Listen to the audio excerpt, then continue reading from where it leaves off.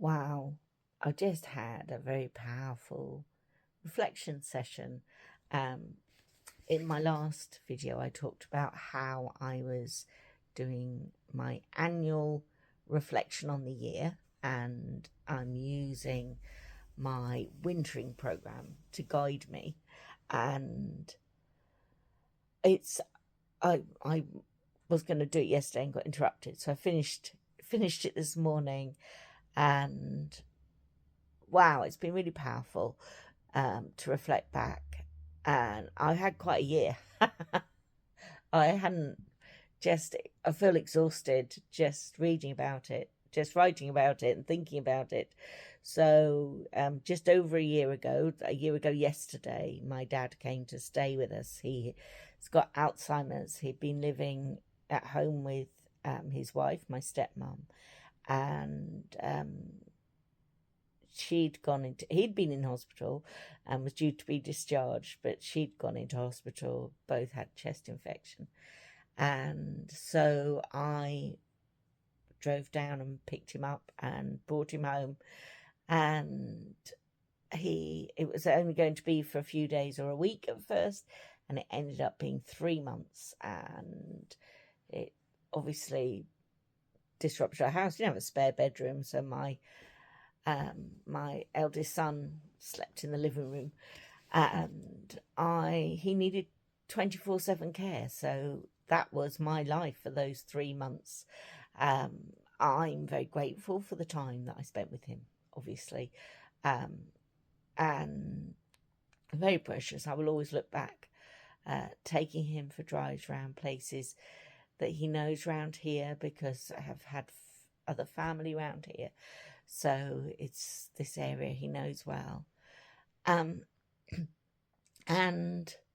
just doing times I took him every week to a singing group for people with dementia, and it was brilliant. He didn't sing, but he tapped along, played the drums, and I was really glad to give him as rich a time as I possibly could.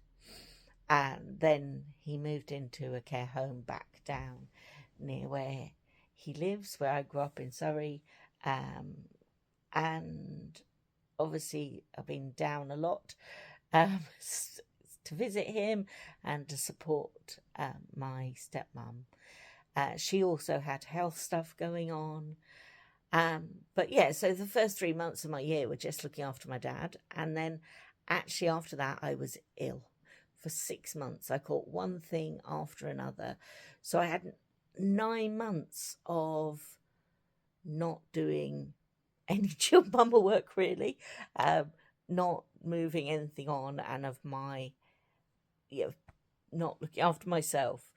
I did have some good things happen, and I married a couple with a fire ceremony in April, that at the end of April, and that was amazing. And what a life experience. And I ticked off a bucket list. I went to the Olympics, watched the athletics in the Olympic Stadium in Paris, and that was awesome.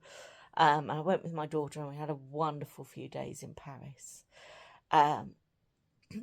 And yeah, there's all other small things happening.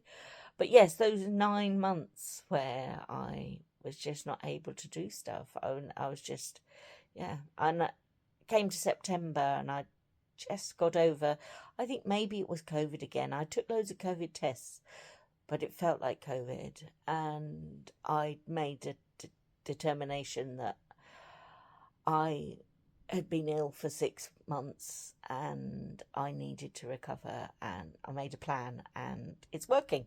So I ended 2024 on a strong place, and there's lots of things that I'm very grateful for the year, and lots of things I'm very glad to leave behind.